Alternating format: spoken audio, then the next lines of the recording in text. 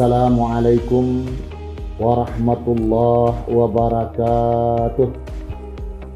Innal hamdalillah wassalatu ala Rasulillah sallallahu alaihi wasallam wa ala alihi wa ashabihi wa mawalah. Asyhadu an la ilaha illallah wahdahu la syarika lah wa asyhadu anna Muhammadan abduhu wa rasuluh sallallahu alaihi wasallam alladzi la nabiyya ba'dah. Para pemirsa Khazanah Ramadan yang dirahmati oleh Allah Subhanahu wa taala. Dalam kesempatan ini mari kita bersama-sama mempelajari keteladanan yang akan kita ambil dari sahabat Rasulullah sallallahu alaihi wasallam. Beliau merupakan khalifah yang ketiga. Beliau adalah Utsman bin Affan. Utsman bin Affan lahir pada tanggal 17 Juni tahun 579 Masehi. Beliau lebih muda dari Rasulullah lebih kurang 8 tahun. Beliau menjadi khalifah yang ketiga, memerintah dari tahun 644 Masehi sampai dengan 656 Masehi, atau pada tahun 23 Hijriah sampai tahun 35 Hijriah. Lebih kurang beliau memerintah 12 tahun. Ketika beliau masuk Islam, beliau pernah diramalkan oleh Rasulullah sallallahu alaihi wasallam menjadi seorang muslim yang sangat jujur. Beliau mempunyai kepribadian yang rendah hati, dan beliau adalah menjadi imam dari umat Islam. Para pemirsa Khazanah Ramadan yang dirahmati oleh Allah Subhanahu wa taala. Ketika beliau masuk ke dalam Islam, maka banyak hal yang beliau lakukan di dalam perjalanan hidup beliau. Di antaranya beliau mempunyai sifat yang sangat dermawan, di mana ketika terjadi perang Tabuk, beliau merupakan orang yang banyak menyumbangkan hartanya di jalan Allah Subhanahu wa taala. Menyumbangkan 950 ekor onta, 70 ekor onta kuda perang, dan beliau menyumbangkan 1000 dirham emas. Di samping itu juga beliau pernah membeli mata air dari seorang Quraisy untuk kepentingan umat Islam, untuk kepentingan manusia pada umumnya.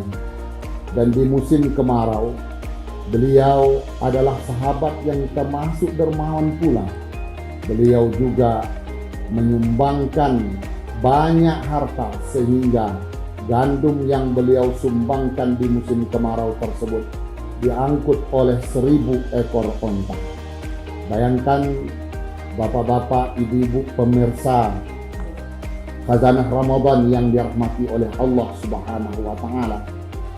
Dan berikutnya sifat yang dimiliki oleh Utsman bin Affan, beliau adalah ketika menjadi khalifah, menjadi orang yang mengumpulkan Al-Quran, dari Al-Quran yang berbagai macam bahasa, yang dinamakan dengan Al-Quran yang diturunkan dengan 7 huruf, menjadi Al-Quran itu satu bahasa atau satu huruf. Dan ini gunanya adalah memudahkan terhadap umat Islam, memudahkan kaum muslimin untuk mempelajari Al-Quran dan menghilangkan pertikaian-pertikaian di dalam mempelajari Al-Quran tersebut. Pemirsa Khazanah Ramadan yang dirahmati Allah, beliau juga merupakan sahabat Rasulullah yang sangat pemberani.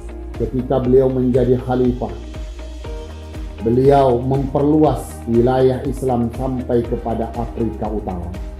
Dan ketika beliau memperluas Islam di Afrika Utara, Beliau pernah bertemu dengan pasukan Romawi yang mau menghadang perjuangan beliau. Pasukan Romawi dalam jumlah yang sangat besar, mencapai 120.000 tentara. Utsman bin Affan sedikit pun tidak gentar untuk menghadapi pasukan Romawi. Bahkan beliau mampu memukul mundur pasukan Romawi tersebut, sehingga kemenangan pun berpihak di tangan umat Islam.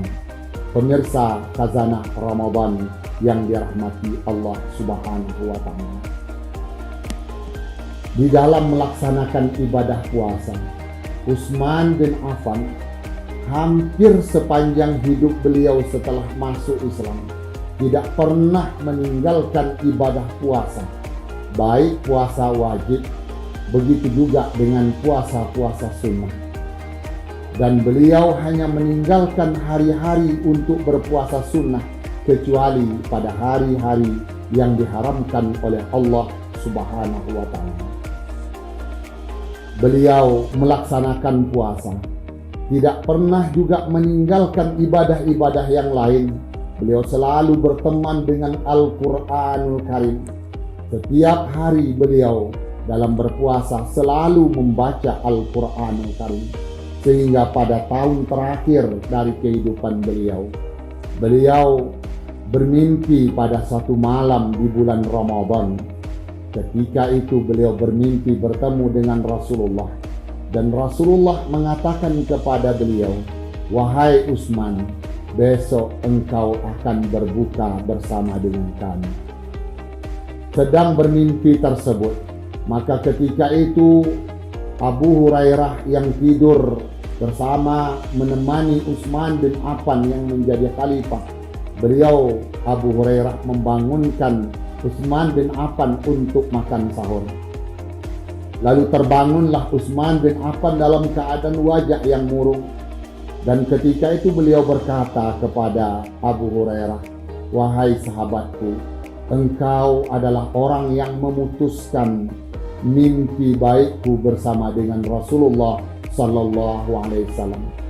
Keesokan harinya beliau tetap berpuasa dan selalu membaca Al-Quranul Karim yang merupakan kebiasaan bagi Utsman bin Affan di dalam melaksanakan ibadah puasa. Dan ketika itu terjadilah pergolakan yang sangat besar yang menuntut terhadap pemerintahan yang beliau pimpin ketika itu dari pemberontak-pemberontak. Maka di antara pemberontak itu ada yang bisa menyusup masuk ke rumah Utsman bin Affan, dan ketika itulah Utsman bin Affan dibunuh oleh pemberontak tersebut, lalu wafat dalam keadaan berpuasa dan membaca Al-Quran. Para pemirsa Khazanah Ramadan yang berbahagia, di antara sahabat Rasulullah Sallallahu Alaihi Wasallam yang wafat di bulan Ramadan dan dalam keadaan membaca Al-Quran, di antaranya itu adalah Utsman bin Affan radhiyallahu anhu. Beliau wafat dalam usia 82 tahun.